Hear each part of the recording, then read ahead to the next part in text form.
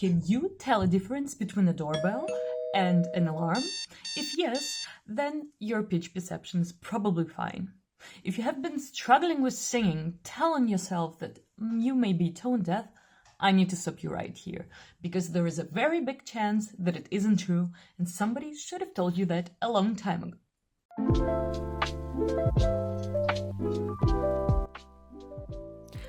So, tone deafness.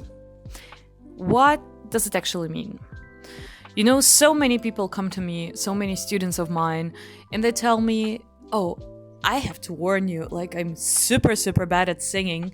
I really don't have talent, and moreover, I even think I may be tone deaf. And you know what? It's just crazy how many people actually believe this about themselves.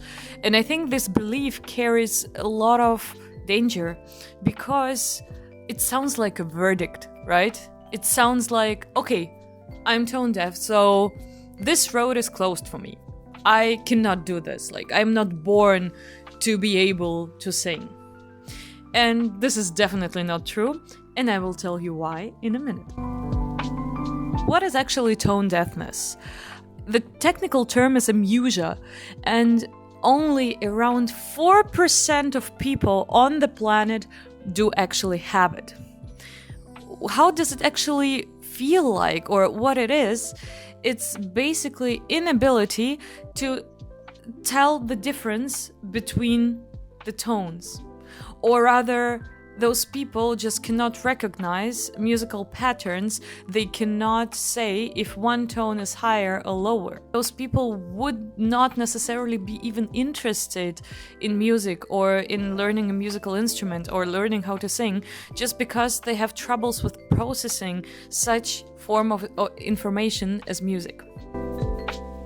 What this usually is all about is rather about our perception of sound in combination with our ability to produce sound. Let me explain. So, we hear a note and we want to repeat it. We try to repeat it, or maybe not even a single note, maybe a phrase or a line from a song. We try to repeat it, and it doesn't sound like an original. It doesn't sound the same, and sometimes it even doesn't remotely resemble a song or a melody that is behind this line. Why is this happening? Usually it happens not because you cannot hear it right, but because you cannot reproduce it correctly. What do we need to reproduce it correctly? Well, simply said, we need some vocal muscle coordination. So singing is a very complex action. It consists of several factors that we are able to control and to use in order to produce some kind of sound, a phonation. Very simply explained, we have some air from the lungs that is coming up to our vocal folds. Our vocal folds come together and vibrate. And through this vibration, a sound is being created. To be able to sing, to use some tricks, I would say, or elements, such as riffing or belting or even just simply reproducing the note exactly how it's being played or sang, this all requires training.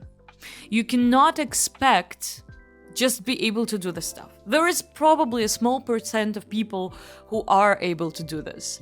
There are some really talented people. I mean, I didn't like the word talent, to be honest, because talent is just something that we cannot work on. That is something and that's why so many people say, oh, I don't got talent, so I should not sing, or it's not for me, or I think I could never be able to do this. And I myself was one of those people. To be honest, I was exactly like this. I was being told that I don't have talent, that I don't have enough talent, or that I'm just a bad singer. And I believed it. And although it was my passion and I was drawn to singing my whole life, even as a child, back then I was just thinking yeah, okay, that's fun, but I can forget about this as a future for me because I'm just not good enough, you know? I wasn't born this way. The truth is, You don't have to. You don't have to be born this way. This is a good news, guys.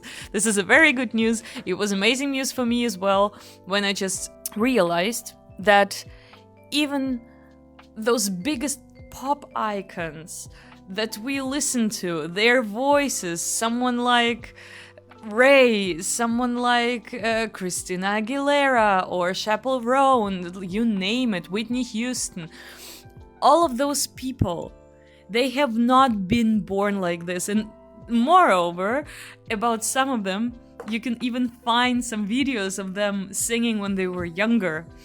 And I mean, it's not bad, but it's just not the level that we got to know those stars at. And why is this? It's training, it's vocal training, it's vocal lessons that they have been doing for a lot of years to be able to use their instrument, as in their voice, the way they intended to. And this is where we come to the question of vocal freedom or artistic freedom, how we call it. So what is it? It's basically being able to do the things you would like to do, right? So I want to express myself in a certain way, so I would like to be able to execute this way. The same applies for any skill, to be honest, basically, and especially for any artistic skill. If it's acting, if it's playing any other instrument, drawing, you need to develop the skill in order to be able to express yourself. So let's return to the topic, tone deafness. No, you are probably not tone deaf. And if you are searching for this information, if you are thinking about this, if you think like, oh my god, I cannot sing, hence I'm tone deaf, I give you a 99% chance that you are not. Since you already are interested in this topic, since you are already able to listen and comprehend music, this is probably not the case. And as I told you, this is a combination of things, and mostly it's our ability to connect what we hear with what we produce as a sound, with our vocal mechanism, right? What can we do to be able to be in tune? Or how do I approach the students who come to me and sometimes they don't even realize it actually. So I would give them some exercise, or I will let them sing, and then I would notice that they're not in tune. And the first thing I would do, I would work on the instrument and on their ability to be able to replicate the notes on the piano. So we would go super slowly, and I have my approach is to, even if you cannot meet any note, if you cannot replicate any note, we will find it and we will work from what you can do, step by step, so you get this feeling about where are the intervals, where are those little distances between the notes, how big are they? How far do I have to go, or how much do I have to manipulate my sound, my voice, to be able to go step by step? And over time, with the training, with repetition, your muscles would get used to it. It's kind of like, I really like the analogy of the gym. So when we are at the gym and we are training for a marathon or for some kind of physical activity, we do not expect to just come and run the whole marathon from zero, right? And then if we are not able to do this, we never say like, oh, but I have not been born like this to be able to run the marathon, you know? So the same is with the singing. You cannot be born with this, but like maybe you can have some more or less predisposition. Maybe you can have a slightly better ear development because you listen to a lot of music. Maybe you can have some natural ability to produce a balanced sound because you never really were traumatized about this, because you never really had this doubt about yourself. Maybe you have been raised in a culture or in a family where singing and making music was a usual day-to-day activity. So you are just adjusted, you have just adjusted, you're used to this. So you cannot compare yourself to others if you have been carrying this idea that singing just isn't for you, I'd love to show you what's actually going on with your voice. So for a few days after this video goes up, there is a special May offer on my website. You get an intro session with me for free, commitment free, and then if you would like to continue, you'll get a small discount on monthly plans or packages. So if you're even a little curious, I'll link it in the description down below, and I'd love to work with you. So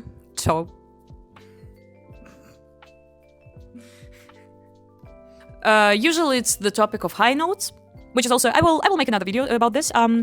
This is a very, very good topic for all the singers, including myself in the past, you know, this kind of belief, the higher you can sing, the better. Not really. But this is another topic about, where were we? Oh my god. Yeah, about making a note. So,